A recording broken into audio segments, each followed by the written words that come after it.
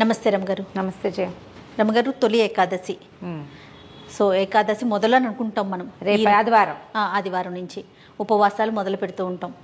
So Ekadashi యొక్క విశిష్టత, మనం ఏ విధమైన పూజా విధానం పాటించాలి, విధి విధానాలు అన్నీ ఒక్కసారి మాట్లాడేసుకుందాం. తొలి ఏకాదశి నాడు విష్ణు పూజ చేస్తాం. ఈ ఏకాదశి ఏంటంటే ఈ వర్షాకాలానికి ముందు వస్తే ఆషాఢంలో వచ్చేది. ఇదే మొదటి ఏకాదశిగా భావించి తొలి ఏకాదశి అని చెప్పుకుంటాం. ఏకంటే అసలు పాయింట్ ఏంటంటే దేవసేని ఏకాదశి, హరిసేని కూడా అంటారు. ఆయన పడుకుంటాడు, విష్ణుమూర్తి పడుకుని 4 నెలల పాటు యోగ నిద్రలో ఉంటాడు స్వామి అని చెప్తారు. వారికి ఒక్క రోజు కింద లెక్క కదా రమగారు, అంతేనా? ఒక నిద్ర మన ఒక నిద్ర లాగానే ఈ 4 నెలలు ఆయన పడుకుంటాడు. ఈ పడుకునే 4 నెలల పాటు ఆయన్ని ప్రశాంతంగా నిద్రపోనివ్వాలి. ఆయన సమయమైన ఏకాదశి ఆయనకి అత్యంత ప్రీతిపాత్రమైనది ఏకాదశి తిథి. ఈయన ఒకప్పుడు మురాసురుడు అనే ఒక రాక్షసుడితోటి యుద్ధం చేశాడు విష్ణువు. అది వాడేమో బ్రహ్మవర ప్రసాది. దాంతో యుద్ధం తెమల్ల చాలా అలసిపోయాడట. అలసిపోయి ఒక గుహలోకి ప్రవేశించి ఆ యుద్ధం నుంచి విశ్రమించాడు, పడుకున్నాడు. పడుకునేసరికల్లా మురాసురుడు లోపలికి ప్రవేశించి స్వామి మీద, పడుకున్న స్వామి మీదే పడబోయాడు. పడపోతే ఆయనలోంచి, ఆయన నిద్రలోంచి ఒక స్త్రీ శక్తి బయటకు వచ్చి మురాసురుణ్ణి సంహరించింది. ఒక స్త్రీ రూపం వచ్చింది ఆయన తేజస్సులోంచి. వచ్చినది ఎలా అంటే ఇలా ఒక తెరలాగా బయటకు వచ్చిందనమాట. ఆ వచ్చిన స్వరూపాన్ని చూసి ఆయన సంతోషించాడు. విష్ణు పుత్రిక ఆవిడే. ఆమె ఆ రోజు ఈ ఏకాదశి తిథి, బహుశా ఆ ఏకాదశి అని ఆమెకి పేరు పెట్టారు. ఆమెకి నీ తాలూకు అంకె ఉన్న తిథి రోజున నన్ను పూజించిన వాడు నాకు అత్యంత ప్రీతిపాత్రుడవుతాడు, నువ్వంటే నాకు ఎంత ఇష్టమో వాడు నాకు అంత ప్రీతిపాత్రుడవుతాడని ఆమెకు వరం ఇచ్చాడు. ఆ విష్ణువులోంచి వచ్చినటువంటి స్వరూపం అవటం వల్ల ఏకాదశి తిథి అత్యంత పవిత్రమైనది. అందుకని అప్పటి నుంచి ఇది కృతయుగంలో జరిగింది. నాకు ప్రీతిపాత్రమైన తిథి ఆ రోజు 11వ రోజు అవటము, ఆ స్వరూపానికి ఆ పేరు ఇచ్చారనమాట. 11వ తిథి అది, ఆమెకి ఆ పేరు ఇచ్చారు. అయితే ఈ మురాసురుడు బియ్యంలో దాక్కున్నాడట. ఏకాదశి సంహరించే సమయంలో బియ్యంలో దాగాడు. అప్పుడు ఆమె సంహరించే సమయానికి ఆ బియ్యంలో దాగాడు కాబట్టి బియ్యం తినకూడదు ఏకాదశి నాడు అని పెట్టారు నియమం. ఓకే, అన్నం తినకూడదు అని. ఆ ఒక్కరోజు అన్నం తినద్దు. అన్నం తినకుండా ఉంటే విష్ణువుకి ప్రీతిపాత్రులు అవుతారు వాళ్ళు. ఏకాదశి నాడు విష్ణువు కొరకు ఎవడైతే ఉపవాసం చేస్తాడో మరుసటి రోజు పొద్దున ద్వాదశి నాడు పారణ చేయటం. పారణ అంటే ఆహారం స్వీకారం చేయటం. దాని మీద మనం అంబరీషోపాఖ్యానం కూడా చెప్పుకున్నాం కదా. ఈ మర్నాడు ద్వాదశి పారణ చేసి దీనికి ఒక కథలు కూడా చెప్తారనమాట. ఏకాదశి నాడు మనము విష్ణు స్మరణ మానకూడదు, ఆహారం మానేయాలి. అన్నం మానేసి తద్భిన్నంగా ఏదైనా తీసుకోవచ్చు. ఇది రోగులు, వృద్ధులు, బాలింతలు, చిన్నపిల్లలు, తర్వాత ఏదైనా ఉండలేని నీరసంగా అయిపోయే ప్రాణులు, వీళ్ళంతా అన్నానికి భిన్నంగా ఏదైనా తీసుకోవచ్చు. కొంతమంది జలాహారమే తీసుకుంటారు.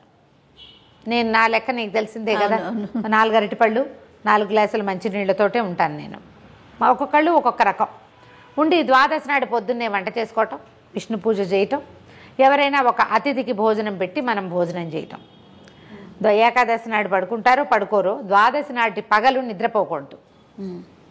ఈ నియమాన్ని పాటించేవాళ్ళు తొలి కాలం నుంచి. అయితే ఈ ఏకాదశి నాడు జొన్న పేలాలు వేయించి ఆ పేలాల పిండి తినాలంటారు.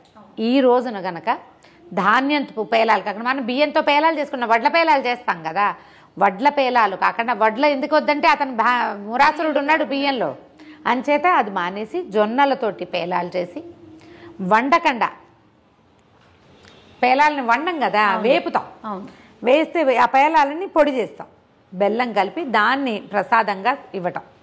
ఎవరికైనా జొన్న పేలాలు పంచితే ఎన్ని కణాలు మన చేతిలో నుంచి వెళ్తాయో అన్ని దివ్య సంవత్సరాలు స్వర్గంలో ఉంటాంట మనం. అందుకని పేలాలు పంచమంటారు. పేలపిండి పంచుతారు. పేలపిండే స్వామికి నివేదన చేస్తారు. కొంచెం అనంతపురము, కడప ఆ వైపు పేల ముద్దలను చేస్తారు. జొన్న పేలాలతోటి బెల్లపాకం బట్టి ముద్ద చేస్తారు. ఉడుకుతుంది అది. మన ప్రాంతంలో అసలు అది లేదు. పేలపిండే చేసుకున్నాం, పేల ముద్దలు చేస్తారు. పేలాలతోటి ముద్దలు చేస్తారు. మా కింద ఉండే పద్మగారి పేల ముద్దలని పట్టుకొచ్చి ఇచ్చేవారు. ఆ జొన్న ఎప్పటికీ ఉడకదు, ఎన్ని గంటలు ఉడుకుతుందో. దానిని విష్ణువుకి నివేదన చేస్తారు. మామూలుగా విష్ణు నివేదన అంటే మనం ఏం చేస్తాం, అన్నం పెడతాం స్వామికి కదా, పాయసము పులిహార అవన్నీ పెడతాం. ఈ రోజున పెట్టడానికి వీల్లేదు. ఓకే, బియ్యం వాడకూడదు కదా, మురాసురుడు ఉన్నాడు కాబట్టి. అందుకని జొన్న పేలాలతోటి చేసేవాళ్ళు. మనం సంవత్సరం అంతా ఉపవాసాలు ఉండము, ఏమి చేయం. అవును. కనీసం తొలి ఏకాదశి నాడైనా ఉపవాసం ఉంటే ఏడాది మొత్తం ఉపవాసం చేసిన ఫలితం లభిస్తుంది. పైగా ఈ సీజను, ఈ 4 నెలలు అనారోగ్యాలు వచ్చే సీజన్, యమదంశాలుగా చెప్పబడతాయి. ఇక రాకపోయే కార్తీకంలో మార్గశిరంలో అవన్నీ యముడి కోరలు అని చెప్పుకుంటాం కదా, వాటికి నాంది ఇది. వర్షానికి ముందు తొలకరి జల్లులు పడిపోతూ ఉంటాయి. ఇప్పటి నుంచే కనుక మనకి ఉపవాసం చేసే అలవాటు ఉంటే పొట్ట క్లీన్ అవుతుంది.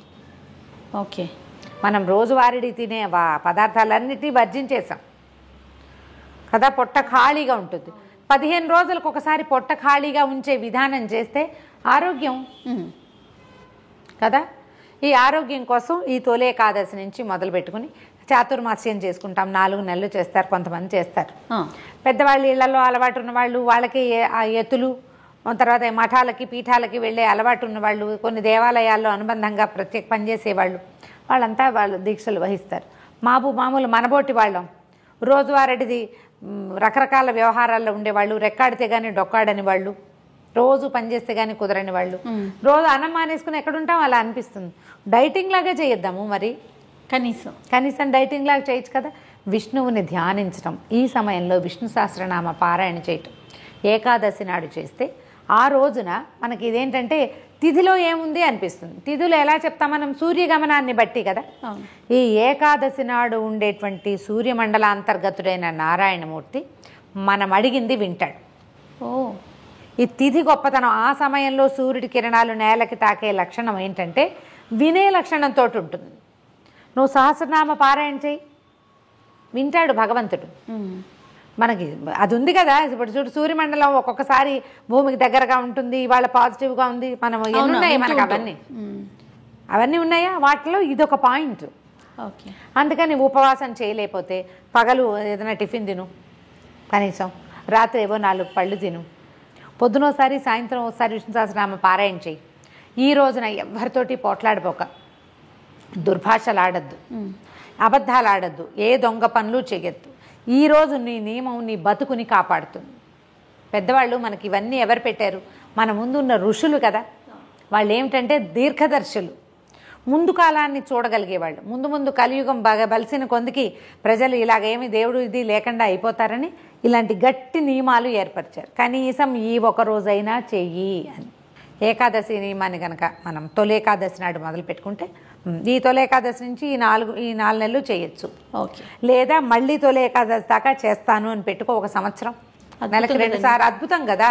నీకు ఆరోగ్యం బాగుపడుతుంది, బుద్ధి పరిపరి విధాల పోదు. ముందు నీకు తిథుల మీద దృష్టి ఉంటుంది, సూర్యుడి నడక మీద ఒక అవగాహన ఉంటుంది, మంచి చెడు క్రమశిక్షణ, మంచి చెడు తెలుస్తాయి. ఈ రోజు ఇది వాళ్ళ పౌర్ణమి అనే అవగాహన వస్తుంది. నీకు బతుకు ఒక కుదురొస్తుంది. ముందు మనకు కావాల్సింది అదే కదా. కాబట్టి ఇలాంటివి ఏవైనా చాదస్తాలుగా భావించద్దు. చాదస్తం కాదు ఇది. మనకి ఒక క్రమశిక్షణ నేర్చుకునే గట్టి విధానం. దీనికి ఆధ్యాత్మికత జోడించబడింది. నువ్వు అనుకున్నా అనుకోకపోయినా, నీకు నచ్చినా నచ్చకపోయినా, నువ్వు ఒక చోట ఒక నూనె పోసి ఒక దీపం పెడితే వెలుగు వస్తుందా రాదా? 200%. నేను అగ్గిపుల్ల గీయటమే నాకు సరదా, వెలుగు వచ్చినా లేదా నాకు అక్కర్లేదని నీకు అక్కర్లేకపోయినా నలుగురికి దారి చూపిస్తుంది నువ్వు పెట్టిన దీపం. ఇవి మనం చేసేవి ఆ దీపాలు లాంటివి. గీసి ఆర్పేసేది కాదు. వెలిగించాక నువ్వు వెలిగించాక దాని వెలుగు అది ఎక్కడెక్కడ వెళ్ళగలదో అంత దూరము దాని జ్యోతిని బట్టి అది వెళ్ళిపోతూ ఉంటుంది. ఆధ్యాత్మిక జ్యోతి కూడా అలాంటిదే, తెలియక వెలిగించినా కూడా. అప్పుడప్పుడు అనిపిస్తుంది రమ్మగారు, భారతదేశంలో పుట్టినందుకు మనం ఎంత అదృష్టవంతులు. మన మహర్షులు ఋషులు ఎన్ని అద్భుతమైన విషయాలని చెప్పారు కదా రమ్మగారు. అదే మిగతా దేశాల వాళ్ళకి ఈ అదృష్టం లేదేమో అని అనిపిస్తుంది. మన దాన్ని మనం వదిలిపెట్టేస్తున్నాము. ఎవరైనా చెప్తే దాన్ని చాదస్తంగా భావిస్తున్నాం. పోనీ మళ్ళీ ఇందులో కూడా కొంతమంది ఏం చేస్తారు, ఒక కాంప్లికేటెడ్ చేసేసుకుంటారు, చాదస్తాన్ని పెంచేసుకుంటారు. నీకు ఏ నియమం చెప్పబడిందో అందులో ఉండకుండా పక్కవాడి నియమం ఏదో చూసి అందులో కూడా దూకుదామనిపిస్తుంది. మనకెంతవరకు నియమం ఉందో అంతవరకే చేసి స్వధర్మ నిధనం చేయాలి. ఎవడైనా మీకేం చెప్పబడిందో అది చేయాలి, అది చేసి ముందుకెళ్ళిపోవాలి. పోనీ పక్క వైపు చూసినా అది పూర్తిగా చేయగలమా? చేయలేము. అది కదా సమస్య. చేయలేకపోతాం. ఎందుకంటే మనది కాని దాన్ని మనం భయం వేస్తూ ఉంటుంది కదా, అన్నిటికీ ఇది తప్పేమో అది తప్పేమో అనుమానంగా ఉంటుంది. నువ్వేం చేయాలో అది చేయి, నీకు చెప్పబడిన నియమం వరకు చేసుకో, హాయిగా వెళ్ళిపోతావు. ఈజీగా సులువుగా ఉండే ఉపాయాలు తీసుకో, దాన్ని నియమంగా పెట్టుకో, మానేయకుండా. ఏకాదశి నాడు నేను నా నియమం ఒకటే చేయ, మళ్ళీ పళ్ళు ఏవో నీళ్లు తాగండి అంతే, ఏదైనా ద్రవ పదార్థం తీసుకోండి. ప్రధానమైనది చేస్తున్నారండి మీరు ఇట్లా? చాలా కాలం నుంచి చేయం. అంటే పెళ్లి కాకముందు అప్పుడు లేదు. మా అమ్మ వాళ్ళు ఉండేవాళ్ళు, మమ్మల్ని ఎప్పుడు ఉంచల. పెళ్ళైన తర్వాతే అలవాటు చేసుకున్నాం. మామూలుగా శనివారం రాత్రిపూట భోజనం చేయకపోవటాలు అవి ఉన్నాయి. కానీ ఏకాదశి నియమం, మీరు ఇవాళ తిథి ఏకాదశి అనగానే పొద్దున్నే మూతికి తాళం వేసుకోండి. నేను చెప్పబోయే నియమాలు అవి. ఎవరిని తిట్టద్దు, ఎవరితోటి పోట్లాడద్దు, నా హక్కు అని హక్కు కోసం కూడా పోట్లాడబోకండి. ఖచ్చితంగా దేవాలయానికి వెళ్ళండి. ఏదైనా ఒక విష్ణు సహస్రనామమో, ఒక అష్టోత్తరమో, ఏది కుదిరితే అది, ఓ వెంకటేశ్వర వజ్రకవచమో, విష్ణు సంబంధమైంది ఒక స్తోత్రాన్ని ఖచ్చితంగా కుదిరితే 2 పూట్ల పారాయణ చేసుకొని చదువుకోండి. ఎవరైనా చదువుతుంటే వాళ్ళతో గొంతు కలిపి చదవటం ప్రాక్టీస్ చేయండి. తప్పులుంటే వాటిని సరిదిద్దుకోండి. అంత పెద్దవి మన వల్ల కాదు. చిన్న శ్లోకం తీసుకోండి. శ్రీరామ రామ రామేతి రమే రామే మనోరమే సహస్రనామ తత్తుల్యం రామనామ వరానని ఖాళీగా ఉన్నంతసేపు అది చదువుకోండి. మీలో వచ్చే మార్పుని మీరే చూస్తారు. మీ జీవితంలో రాబోయే మార్పులకి మీరు ఇప్పుడు చదివింది, ఈ చేసిన నియమం పెట్టుకున్నాను చూడు, ఇది ఎలా కారణమవుతుందో మీకు తెలుస్తుంది. రమ్మగారు, ఒక పర్సనల్ క్వశ్చన్. మీరు చాలా సంవత్సరాల నుంచి చేస్తున్నారు కదా, ఆరోగ్యపరంగా అనేది మీకు తెలిసిపోతుంది, ఆధ్యాత్మికంగా మీరు అనుభవిస్తున్నారు కదా, ఏదైనా ఒక ఎక్స్పీరియన్స్ చెప్తారా? నేను ఇది అనుభవించాను జయ, ఈ తొలి ఏకాదశి ఇలా చేయటం వల్ల, తొలి ఏకాదశి రోజు నేను ఉపవాసం ఉండటం వల్ల ఆధ్యాత్మికంగా కానీ ఆరోగ్యపరంగా కానీ మీ ఎక్స్పీరియన్స్ ఏదన్నా ఉందా? జనరల్ ఆరోగ్యాలంటే నాకు జలుబులు అవి పెద్దగా చేయవు. అవును, జలుబు చేసినా పొద్దున ఉంటుంది, మధ్యాహ్నానికి ఉండదు. అవునవును. పొట్ట డిస్టర్బ్ అయితే నేను అన్నం మానేస్తా.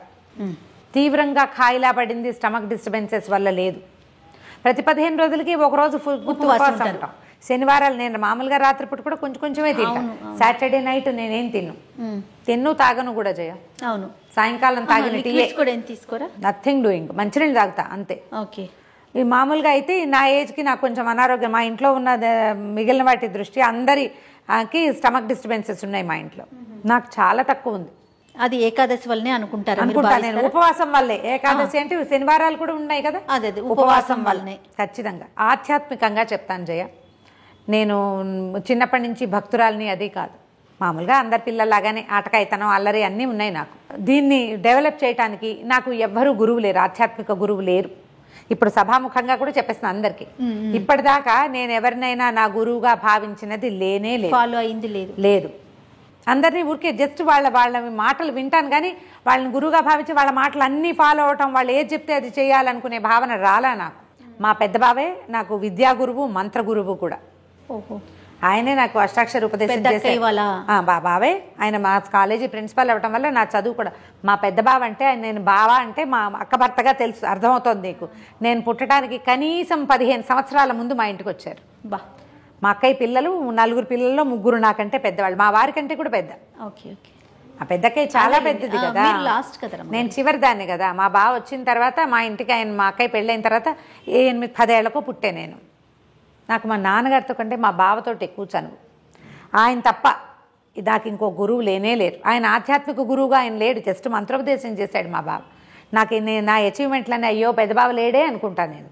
ఆయన సంతోషిస్తాడని. పెద్దబావ ఎప్పుడో పోయారు మా బావ, నా పెళ్లికి ముందే. అవునా?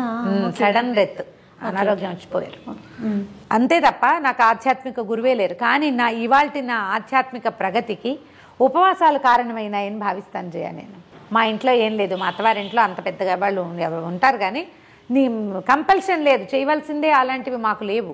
ఓకే. మిగిలిన వాళ్ళు ఎవరు చేయటం లేదు, మాకే ఉంది, మా ఇద్దరికీ ఉంది, మేము పెట్టుకున్నాం అది. ఎప్పుడైనా మనం ఆధ్యాత్మికంగా ముందుకెళ్ళాలంటే ఒట్టిగా చదవటము వినటమే కాదు, చేయటం కూడా 100% అండి చెయ్యాలి. ఏదో ఫాలో అయితేనే కదా చెప్పగలుగుతాం. నేను అలా ఒక సౌందర్యలహరి శ్లోకం తీసుకుంటాను, శుక్రవారాలు ఏదో ఒక శ్లోకం అంటూనే ఉంటాను. ఫోన్ లేకపోతే చేతిలో ఖాళీగా ఉంటే ఆ శ్లోకం నడుస్తూ ఉంటుంది. శుక్రవారాలు, మంగళవారాలు సౌందర్యలహరి శ్లోకం ఏదో ఒకటి చదువుకుంటా. ఇది కూడా నా జీవితంలోకి వచ్చి 7-8 సంవత్సరాలైంది. ఇప్పుడు ఈ మామూలు రోజుల శనివారాలేమో ముకుందమాల శ్లోకం పెట్టుకుంటాను ఒకటి. అది ఎట్లా అంటే ఇంకా అలా క్యాజువల్గా నడుస్తూ ఉంటుందన్నమాట. ఇంక జపాలు ఇంకా అవేం లేవు, ఒట్టుగా ఇలా అలా అలా అనుకుంటూ ఉంటా. ఏవో ఒక 3-4 శ్లోకాలు మళ్ళీ మళ్ళీ మళ్ళీ మళ్ళీ తిరిగి తిరిగి అవే వస్తుంటాయి. దానివల్ల నేను భగవంతుడికి చేరువవుతున్నాను. ఇప్పుడు నేను ఒక మాట చెప్తే ఎవరైనా వింటున్నారు కదా. అవును, నేను ఒకళ్ళకి నచ్చేలాగా చెప్పగలుగుతాను. లక్షల మంది రమ్మగారు, ఒకరు కాదు కొన్ని లక్షల మంది ఫాలో అవుతున్నారు. నేను కొంతమందికి నచ్చేలా చెప్పగలుగుతున్నాను. కొంతమంది అయినా నా మాటల వల్ల వాళ్ళ జీవితంలో ఏదో ఒక చిన్న మార్పుని ప్రయత్నించగలుగుతున్నారు. వచ్చిందో లేదో ట్రై చేయగలుగుతున్నారు. కొంతమందికి నేను నచ్చుతున్నానంటే ఇది నా ఒకదాని ప్రజ్ఞ కాదు. ఈ ప్రజ్ఞకి ఆధ్యాత్మికమైన ప్రగతి కారణం అవుతుంది. అది ఆ ప్రగతికి కారణము మనం పెట్టుకునేటువంటి నియమం. ఆ నియమాలు వీటి వల్ల వస్తాయి. ఈ నియమం నేను నువ్వో ఏర్పరిచింది కాదు, మన ముందున్న ఋషులు. దాన్ని పాటించడమే ముఖ్యం. అంతే. మనం చెప్పే కదా, చదవడం వినడం కాదు, చెయ్యడం అనేది చాలా ప్రధానమైంది. అందులో ఇలాంటి ఏకాదశి అవి నియమాలు ఉంచుకోవాలి. నేను ద్వాదశి నాడు ఇక్కడికి వస్తే పొద్దునే అన్నం తినేసి వచ్చా అని చెప్తా కదా. అవునండి. ద్వాదశి రోజు పొద్దున్న 9 గంటలకల్లా వంట అయిపోతుంది, మా పూజ అయిపోతుంది, భోజనం చేస్తాం. ఇందులో మైలా కొన్ని కుదిరినవి చేస్తాను, కొన్ని కుదరనివి చెయ్యను. ఈ రోజుల్లో మన అపార్ట్మెంట్లలో కుదిరినంత పద్ధతులు, పథకాలకు నా లెక్క అయితే నియమమే ముఖ్యం. ఏకాదశి నియమం పెట్టుకుని చూడండి, తప్పకుండా. ఇది ఆరోగ్యానికి ఎలా ప్లస్ అవుతుందో మీరు ఎవరిది వాళ్ళకి వచ్చింది నాకు రాలేదనుకోవద్దు. వాళ్ళకి ఏదో ఒకటి వస్తుంది, నీకు ఇంకోటి వస్తుంది. నమస్తే. నమస్తే.